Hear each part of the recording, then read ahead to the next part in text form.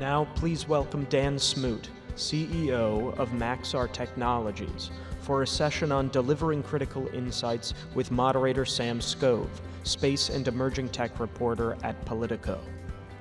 All right. Thank you, everyone, for joining us. My name is Sam Skove. I cover space for POLITICO, and also will be launching a space newsletter later this week. I'm joined by Dan Smoot, CEO of Maxar, for a discussion about all the interesting things commercial imagery is doing right now. Dan, thank you so much for being here. Oh, my pleasure. I enjoyed the discussion. I actually enjoyed Admiral Whitworth's discussion just a second ago, because that plays into a lot of the way that we're thinking right now. So it's very well refreshing.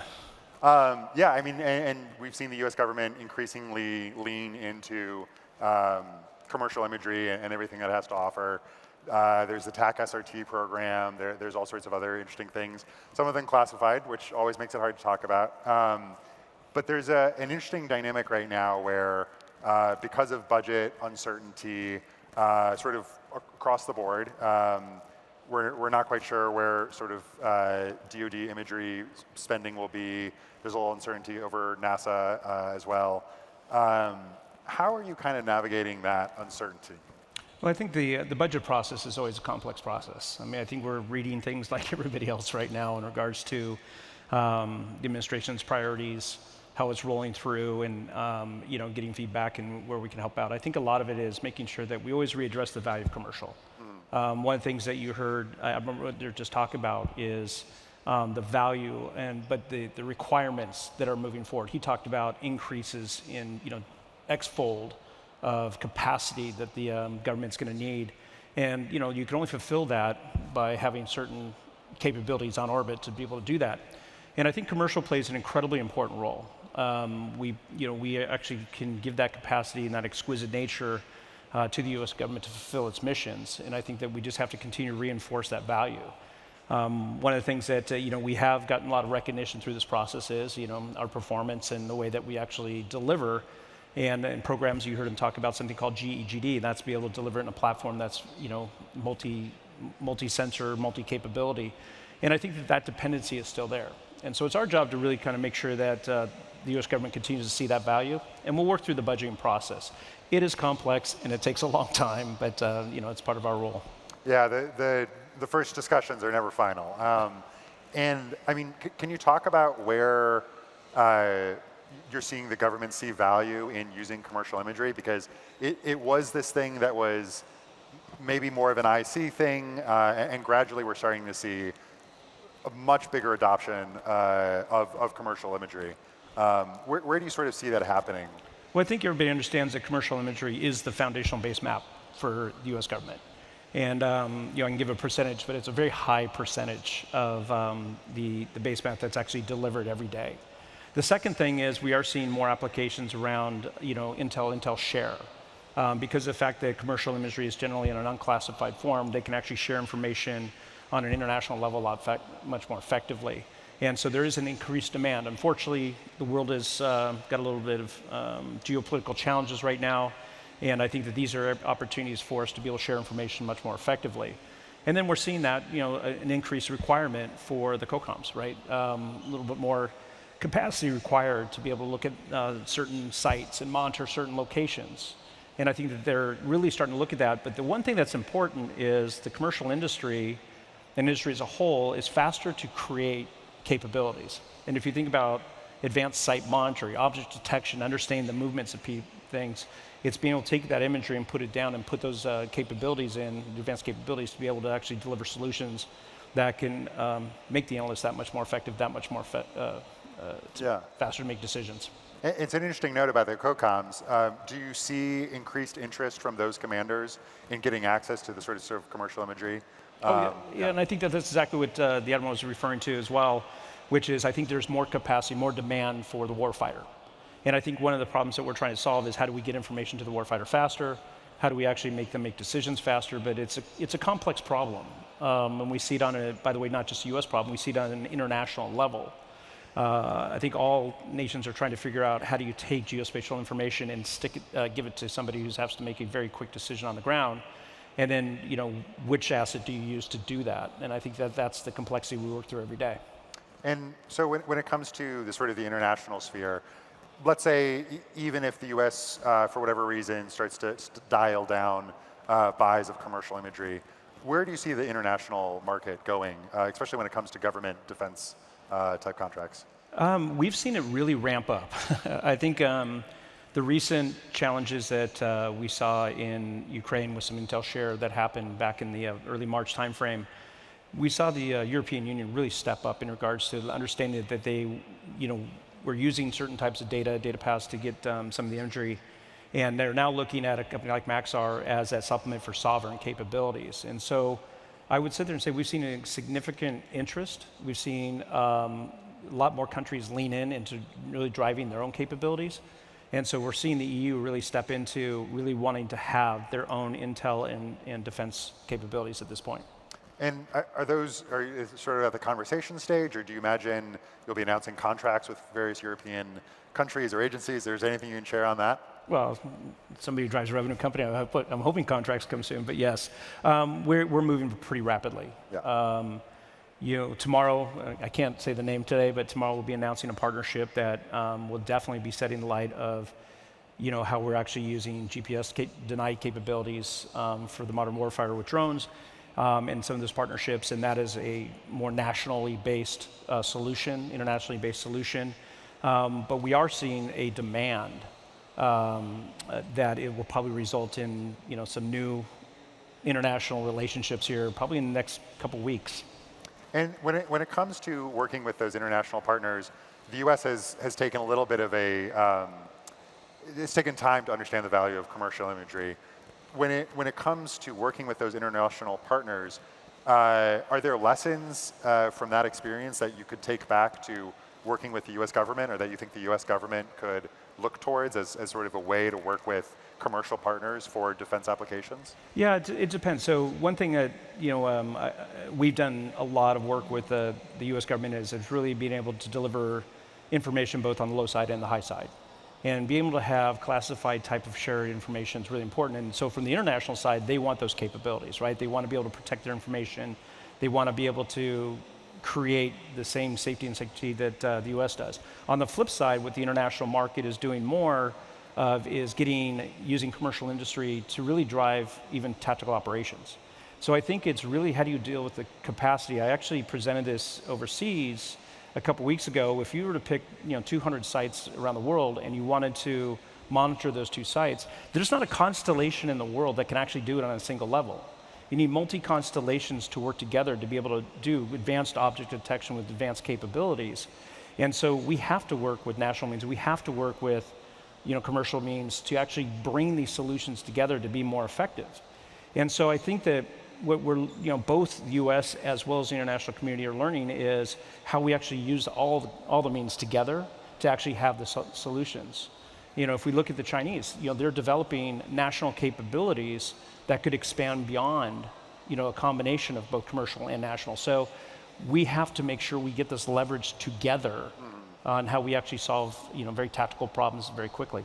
And what's the biggest stumbling block there? Because I can imagine a lot from regulatory to information silos to even just like the technical systems meant to talk to each other to collate information don't exist yet. Where do you see the biggest? Yeah, I think we've made a lot of progress in regards to getting the systems to be able to work together. And I think that being able, like I said, we've been able to create capabilities on the high side to be able to share classified information. I think a lot of it comes down to policy and the practice of which you share information to the warfighter, and that's decision making. And quite frankly, that is the agency's jobs. Those are not the commercial jobs to make those decisions. And but we have to be able to provide the information in a way that they can do it safely. I think the value of what we've done and the investments we've made over the last couple of years is to prepare ourselves to be able to do that, and that's why we're seeing the uptick in some of the international markets to be able to trust that data. And then how do you actually bring that data together for rapid decision making? And I think that there is a little bit of change in culture, a little bit of change in policy that we have to get through. Mm-hmm. And can you expand on that? What sort of policy or cultural changes need to happen in that sense? I think it's where do you trust the decision making down to the warfighter? Mm-hmm. And I think that where do you trust the information to be shared? And I think that has big implications, right? We can deliver exquisite imagery, and a lot of people don't know, Maxar has the largest constellation of 30 centimeter imagery, which is quite exquisite, to be able to do things like, targeting. We've got on our 3D models, we can do targeting down to within 2 meters. A lot of targeting allocations are much bigger. But again, that's a commercial company, providing information for a tactical solution. That's a very different thing to think about, and I think that that's something that, as we get in the need of faster information, it's something just to be considered. Yeah, right. I mean, you can imagine easily a situation where a second lieutenant has access to exquisite satellite imagery. What does that he or she do with that information? How does it, get deciphered and interpreted? In that sense, can you talk a little bit about how AI has fit into this scheme? Because you're talking about reams and reams of data. How do you make sense of it? How do you interpret it? I think AI is AI and quite frankly, large learning models are critically important. If you take a look at something everybody's talking about, object detection, it's one of the hardest things to do from a geospatial perspective, is to understand everything from train, ships, planes, tanks, whatever, on the ground. And if you're managing 200 or 300 locations, you actually need the ability to have these learning models learn over and over and over. And I was listening to Admiral Wood talk about the human in the middle. I think that the human experience is going to have to help teach these models. But if we're going to get the expansion and scale, we have to get there. We're actually launching a product this month called Sentry, which is some of these large learning models about how you actually do object detection in multi-site, and then how do you actually do predictive tasking to be able to look at the change. You actually need AI to get the kind of these predictive capabilities in there, and you have to trust those models. And I think people are starting to trust them more and more and more, that they're actually very accurate. I think when we started doing this a year ago, it was like 30%. Now we're at 85%. And it's, if everybody remembers the journey with ChatGPT, the first time you used it, it was like 10% accurate. Well, now it's like 90% accurate. And I think that that's the importance of, as we build these advanced models and capabilities, that it's just going to get smarter and smarter, and we have to continue to teach it. And you need those AI model, and ML models to be able to really drive that innovation. Is there a risk that if the government steps off the gas a bit on commercial imagery, you lose some of the gains made from the iterative process of using a model like that? Oh, absolutely. I think the one thing that's really important about the commercial market is how fast we move on innovation. And even in some recent contracts and some recent models that we've been doing, I think that the feedback we've gotten is, wow, these are hard. And boy, our criteria for judging them is very hard. And it's like, yeah, but the speed of which we've been able to actually innovate and adopt and change is much faster than we can do in some of the government agencies themselves. And I think that you need that commercial innovation all the time. The other thing too is commercial drives such a big capacity for all the governments, and specifically for the US government. If we're doing a huge volume, 90% plus of the USG, base map for the world, and you start to retract back, you're just gonna have holes in your base map. And if everybody knows the warfighter, you actually need sophisticated mapping to be able to fight a battle.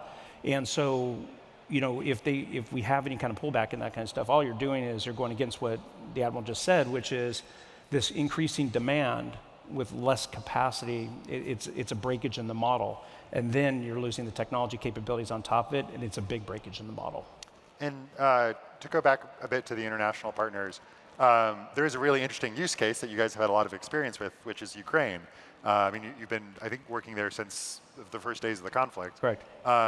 What lessons have you learned from that, either in terms of how they're using it to the capabilities of your systems? Yeah, I think first off is, I think everybody's learned recently, even when we had the brief intel shut off, that the criticality for imagery to help them understand damage assessment, it feeds into what he was talking about, some targeting capabilities that they use, and all of the exquisite way that they can actually look at the battlefield today. And I think that that's one thing that we've learned, that that imagery can be shared, and most countries can take advantage of it. I think the biggest one is, which we talked about earlier, we launched a product called Raptor. And Raptor is a landscape-based GPS, or a landscape-based navigation system for drones. And what we learned in Ukraine was the fact that GPS denied issues on drones actually is a major impact to the effectiveness of them. By having geospatial intelligence in a precise 3D map that rapidly can be updated or be precise, you can actually run drones on a 3D landscape versus having to be GPS dependent. That is a game changer in regards to drone effectiveness. And so what we've learned in there is how do you actually, derive that, and what are the applications for it? Clearly, in GPS denied things, you're going to see that moving forward about how you actually navigate it. You can't change landscape, but you can disrupt electronically other things. And so it's a very effective thing. And the other thing we found is, it's also incredibly accurate. And so by having landscape-based navigation that you can either load on the drone or actually do all through geospatial data, is your actual targeting is much more accurate. And so we've learned that having the geospatial capabilities built into the landscape, built into this rapid changing 3D modeling, you have much better accuracy and much better execution across drone missions. And to ask a counterfactual, if you had not been involved in Ukraine, do you think the company would have come to that conclusion? Because there's a sort of debate a little bit of companies that are involved in Ukraine theoretically get better information on the battlefield, but obviously there's lots of companies that aren't doing that. Yeah. So to ask that counterfactual, if you were not in Ukraine, would you still have learned those lessons, do you think? I don't know. Yeah. It's a great question. Yeah. It's a great philosophical question. I think you get, because of the rapid nature of how you're building your base maps and the imagery and doing things, I think we learned a lot. Because people were searching for the solution and because those capabilities were being built at a rapid pace, I think the emergence of it came together pretty effectively and pretty fast. Clearly, how it's being tested and how it's being executed is, we're going to see that very soon. And but I couldn't sit here and say, hey, gee, well, the company figured this problem out independently without the feedback of people who are dealing with those issues, in real-time nature. And maybe you can't say, but in looking at how Ukraine has used some of the imagery you've supplied, have you been surprised in any way? Have they used it in ways, let's say, on a more tactical level that the US might shy away from? They get the imagery through the GEG platform, so how they use it is how they use it. Yeah. And then when it comes to sort of looking at the future of commercial imagery writ large, it does seem like the industry has seen a lot of changes. There's more talk about using AI to help decipher all these images.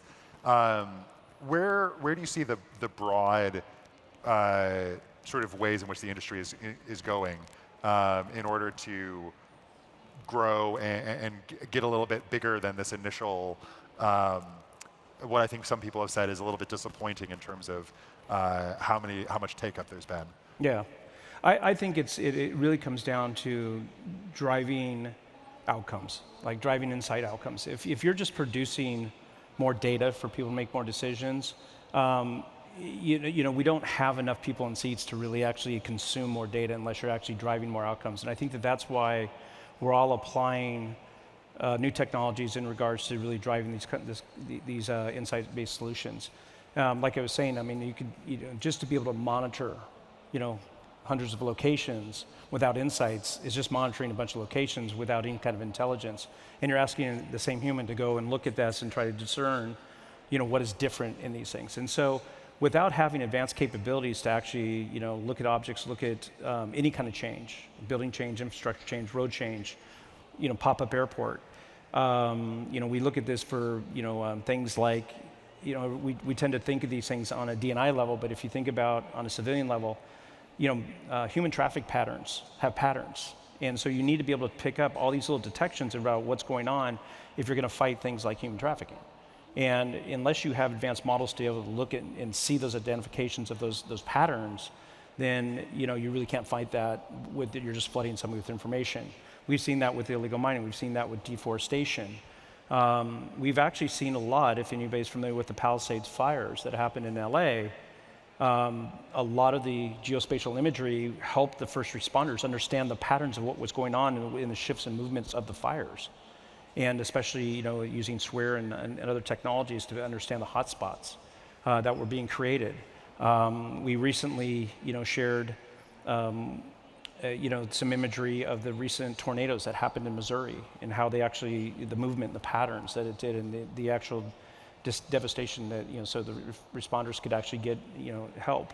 Hurricanes, recent earthquakes that we had over in near Nepal. So there's a lot of, civilian issues.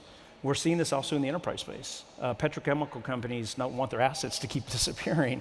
This is, you use geospatial to help them in regards to their up and downstream capabilities. So, but you need the insights and you need the advanced capabilities to be able to do it because humans just can't see this much data. And to make the obvious point, firefighters don't have a dedicated imagery intel analyst to make those sorts of calls either. And then I think the big thing in the space industry everyone is talking about as well is Golden Dome. In part because it's unclear specifically how it will be. We have an initial tranche of money that's going towards it, but the where, why, and how is still being decided. Where do you see Maxar sort of playing in that space? Well, Maxar's been actually doing, programs and stuff for, launch detection and other capabilities for some time, and looking at it. And so what we're looking for is what is the government going to be doing? There's deterrence, and we're not a company that makes actually on-orbit deterrence capabilities, but there's also looking at detection, there's also looking at monitor, there's also looking at multi-constellation management, all different types of capabilities. A lot of them play into what we do, and some actually play into certain capabilities we have today. And that goes to your other question, which is, what happens commercially? You're going to be needing commercial capabilities to be able to meet the demands of what he's trying to, what the administration is trying to do from a Golden Dome perspective. So I think as we start to see more and more of those requirements out, we'll see where our fit is. There's part of it we're probably not going to play in, but there's a lot of it that we can actually subsidize and do.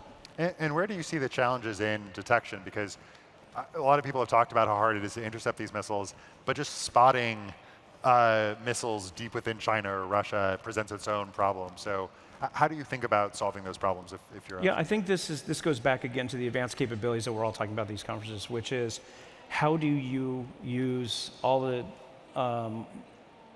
sensing capabilities to actually detect. And if you can actually get detection of movement, then you can actually start to get more prediction around where these threats are. And like any nation, they've got dummy sites and they do all the different things that they do.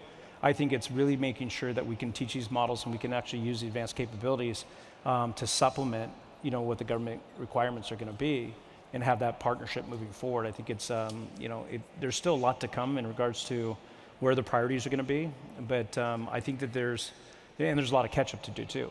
I think that's why Golden Dome is so important, is because we've seen the adversarials really do some investments in these areas, and you have to have this commercial government relationship to be able to execute it. We just have two more minutes left, but when it comes to the challenges of using AI accurately, making sure that you've identified the right object, you're setting up the right data, you're making the right predictive calls. What concerns do you have on that, if any? I think it's the learning models are hard, and I think you still do need human in the loop for some validation. And I know that's you hear that, by the way, not just in what we're trying to do in a lot of different modelings and a lot of application modeling that's going on in the industry right now. But the more and more validation and the smarter the models get, the more you can actually relinquish it and they can go work on more advanced things. And so my biggest concern is trusting models too fast. I think that we have to make sure that we use the experience, that we use scenarios. You'd be surprised, decades of human experience of movement and pattern actually matters. And if we could teach the models, then of course, they're applied and they get smart very, very quickly. If we get impatient, we could have a lot of errors and they can compound themselves. So I think that it's still keeping that human in the loop to a point where those models are very accurate, especially in some of the nature of what we do.